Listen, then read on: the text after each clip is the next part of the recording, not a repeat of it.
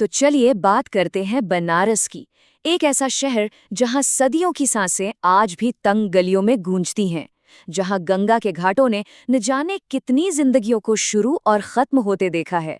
लेकिन इसी पवित्र भूमि की गहराइयों में कुछ ऐसे राज भी दफन है जिनकी कीमत जान देकर चुकानी पड़ती है। आज की हमारी कहानी इसी राज से पर्दा उठाती है। अब ये सिर्फ एक माँ की चेतावनी नहीं थी, ये तो एक भविष्यवाणी थी। एक ऐसी भविष्यवाणी जिसे नजरअंदाज करने की सजा है अकाल मृत्यु। तो सवाल ये उठता है कि क्या ये सिर्फ एक अंधविश्वास था या फिर इसके पीछे कोई भयानक सच्चाई छुपी हुई थी। आइए इस राज की परतों को एक एक करके खोलते हैं। हमारी कहानी का जो मेन कैरेक्टर है वो है सुशील, एक पढ़ा लिखा मॉडर्न सोच वाला नौजवान जो लॉजिक में, तर्क में विश्वास रखता है। लेकिन उसकी ये सोच और उसकी माँ की गहरी आस्था के बीच हमेशा एक टकराव बना रहता है, खासकर जब बात बनारस की आती है। जरा देखिए, ये दो दुनियाएं कितनी अलग है। एक तरफ है सुशील का दिमाग जो अपनी आर्थिक तंगी और करियर के बारे में सोचता है, और वहीं दूसरी तरफ है उसकी माँ का दिल, जिसे उन अनिष्ट शक्तियों का डर है जो पीढ़ियों से उस शहर के साथ जुड़ी हुई हैं। ये सिर्फ दो मान्यताएं नहीं थीं, ये असल में तर्क और डर की लड़ाई थी। माँ के इतना समझाने के बावजूद किस्मत अपना खेल खेलती है और सुशील को खींचकर उसी दहलीज पर ले आती है। एक नौकरी का बुलावा उसे बनारस जाने पर मजबूर कर देता है। और ये सिर्फ एक सफर की शुरुआत नहीं थी, ये उस चेतावनी की परीक्षा की शुरुआत थी। और सुशील बनारस पहुंचकर सीधा कहाँ जाता है? मणिकर्णिका घाट, वो जगह जहां जीवन और मृत्यु के बीच का फासला बस कुछ लकड़ियों का रह जाता है। यहाँ का माहौल बहुत अजीब है, एक ही साथ पवित्र भी है और डरावना भी, जहाँ मोक्ष और व्यापार एक साथ चलते हैं।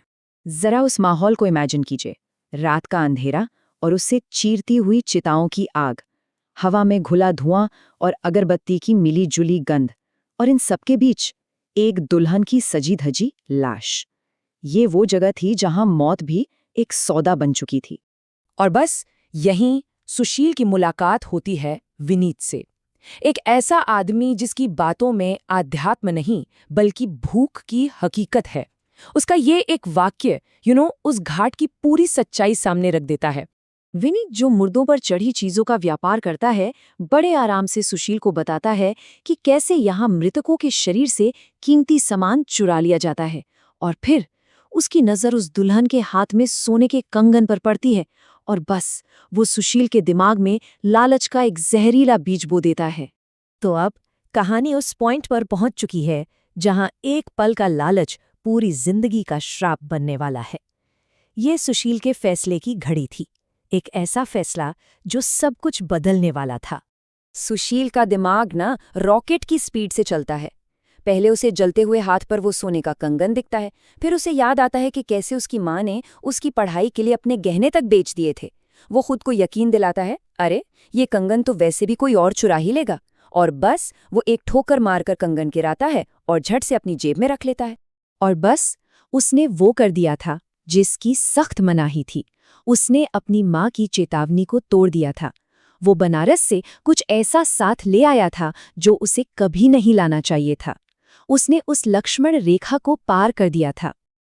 अगली सुबह सुशील को लगा, चलो रात गई बात गई, लेकिन उसे ये नहीं पता था कि उसने सिर्फ एक कंगन नहीं बल्कि अपना सुकून चुरा लिया था।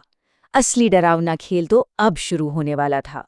सुशील अपने काम से निकल ही रहा होता है कि देखता है एक एम्बुलेंस की वजह से पूरा रास्ता जाम है। स्ट्रेचर पर एक लाश है। सवाल ये है कि वो लाश किसकी है? वो लाश विनीत की थी। हाँ, वही आदमी जिससे सुशील ने बस कुछ घंटे पहले ही घाट पर बातें की थीं। सुशील का तो दिमाग ही सुन पड़ गया। और तभी पास खड़ा एक ड्राइवर, जो शायद उसे पहचानता था, ऐसी बात बताता है जिससे सुशील के पैरों तले जमीन खिसक जाती है। वो कहता है, ये बेचारा नहीं है। 2 दिन पहले इसने अपनी बीवी को चाकू मारकर कमरे में फांसी लगा ली थी। अब जरा इस पूरी घटना के टाइमलाइन को समझिए, ये बहुत जरूरी है। विनीत अपनी पत्नी को मारकर 2 दिन पहले ही मर चुका था। मतलब साफ था, जिस इंसान से सुशील रात भर घाट पर बातें कर रहा था वो विनीत था ही नहीं, वो विनीत का भूत था। तो अब सुशील की जेब में सिर्फ एक सोने का कंगन नहीं पड़ा था, वो एक जिंदा जागता श्राप था। एक ऐसा श्राप जिसे उसने खुद दावत दी थी। उस कंगन की असली कीमत अब उसे समझ आने लगी थी। सोचिए ये एहसास कितना भयानक होगा। वो कंगन एक ऐसी औरत का था जिसकी हत्या हुई थी और उसे चुराने की सलाह उसी के कातिल के भूत ने दी थी। एक पल के लालच ने सुशील को 2 हिंसक मौतों की इस भयानक कहानी से हमेशा हमेशा के लिए जोड़ दिया था। अब माँ की वो चेतावनी कानों में गूंज रही थी, और अब वो अंधविश्वास नहीं लग रही थी, बिल्कुल नहीं। वो एक कड़वी सच्चाई बन चुकी थी। बनारस की मिट्टी, यानी वो श्रापित कंगन, अब सुशील के साथ था, और वो सब कुछ मिट्टी मिट्टी करने के लिए तैयार था। इस पूरे खौफ के माहौल में जब सुशील को लगा कि अब सब कुछ खत्म, तभी उसे अपनी कलाई पर कुछ महसूस हुआ। वो रक्षा सूत्र जो उसकी माँ ने मंदिर से लाकर उसे दिया था। जिस अंधविश्वास को वो हमेशा नकारता आया था, आज शायद वही उसका आखिरी सहारा था। लेकिन बड़ा सवाल तो यही है कि क्या विश्वास का वो एक मामूली सा धागा लालच से पैदा हुए उस भयानक श्राप को रोक पाएगा? क्या वो रक्षा सूत्र सुशील को उस शक्ति से बचा पाएगा जो अब उसका पीछा कर रही है? कहानी यहाँ खत्म हो जाती है, पर शायद सुशील की असली आजमाइश तो अब शुरू हुई है।